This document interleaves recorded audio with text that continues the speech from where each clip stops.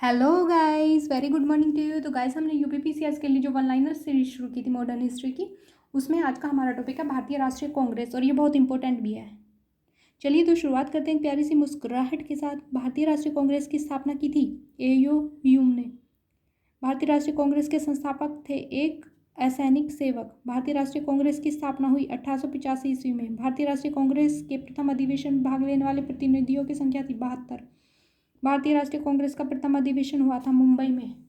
Actually ये पहले पूना में होने वाला था, लेकिन वहाँ पे हैजा फैल जाने के कारण इसको कैंसिल करके यहाँ पे बम्बई में गोकुल दास संस्कृत पाठशाला थी, उसमें आयोजित किया गया, जिसमें आपको बताइए 72 कैंडिडेट ने भाग लिया।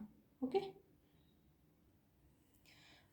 भारतीय राष्ट्रीय कांग्रेस के पहले अध्यक्ष थे WC बनर्जी। भारतीय राष्ट्रीय कांग्रेस के द्वितीय मुस्लिम अध्यक्ष थे रहीमतुल्लाह मोहम्मद सयानी।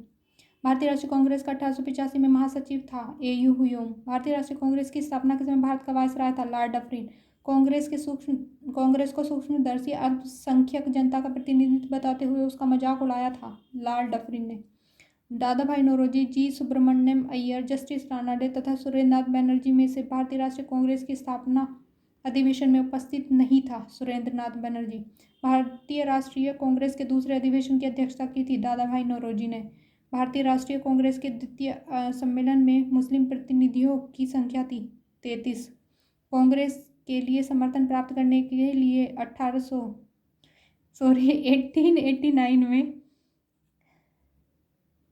एक समिति स्थापित की गई। उस समिति का सभापति था William Digby.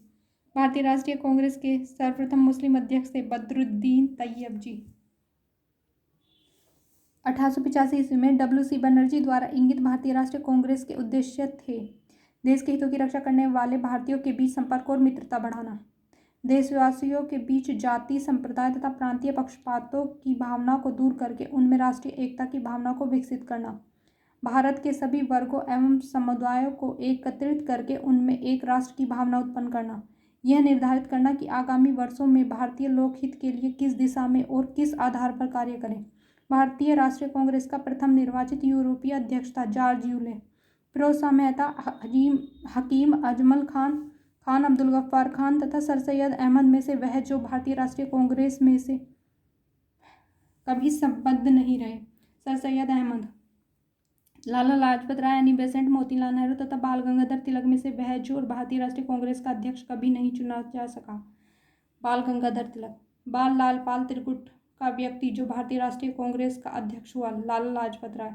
Sucheta Kripalani, Aruna आसापल्ली, Annie Besant तथा विजयलक्ष्मी पंडित में से भारतीय राष्ट्रीय कांग्रेस की अध्यक्ष रही एनी बेसेंट।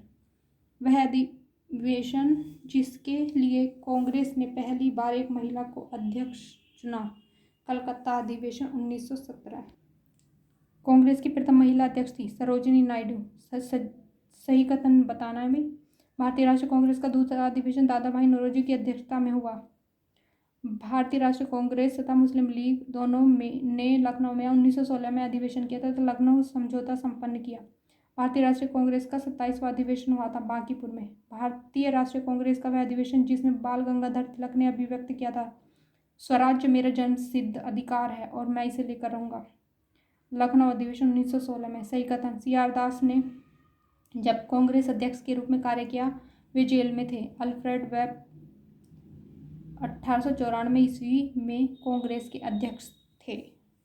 कांग्रेस आंदोलन न तो लोगों द्वारा प्रेरित था, न ही यह उनके द्वारा सोचा या योजनाबद्ध किया गया था, कहा था लाला लाजपत राय ने। कांग्रेस पतन के लिए लड़खड़ा रही है। मेरी सबसे बड़ी अभिलाषा जब तक मैं भारत में हूँ कांग्रेस की शांतिपूर्ण समाप्ति में सहयोग करना है, यह कथन कहा था लॉर्ड कर्जन ने। अध्यक्षीय संबोधन के समय जिस कांग्रेस अध्यक्ष ने हिंदी भाषा के लिए रोमन लिपि लागू करने की वकालत की थी वे थे सुभाष चंद्र बोस। वह स्वतंत्रता सेनानी जिसने भारत के स्वतंत्रता प्राप्ति के बाद सुझाव दिया कि भारतीय राष्ट्रीय कांग्रेस को समाप्त कर देना चाहिए, ये थे महात्मा गांधी।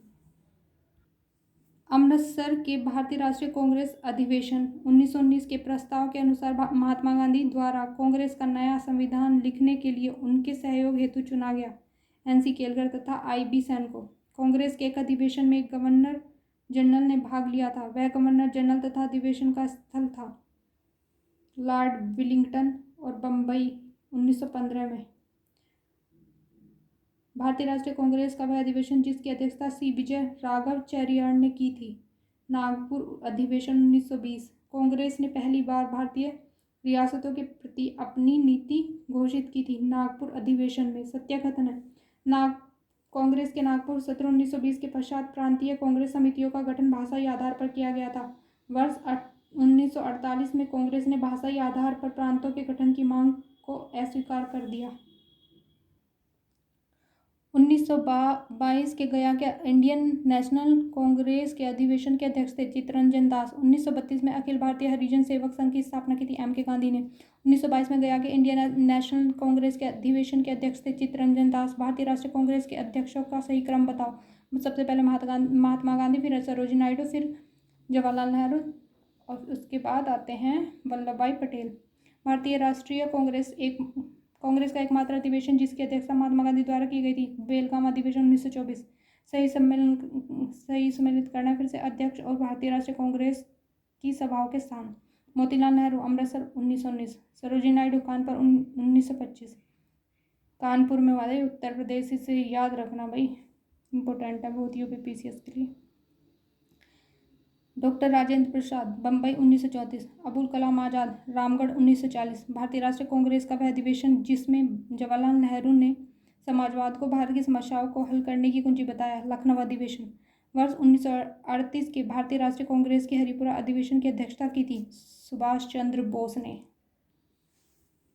जवाहरलाल नेहरू, अबुल कलाम आज़ाद, आनंद मोहन बोस तथा भूपेंद्र नाथ बोस में से वह जो सबसे कम आयु में भारतीय राष्ट्रीय कांग्रेस का अध्यक्ष बना? अबुल कलाम आज़ाद।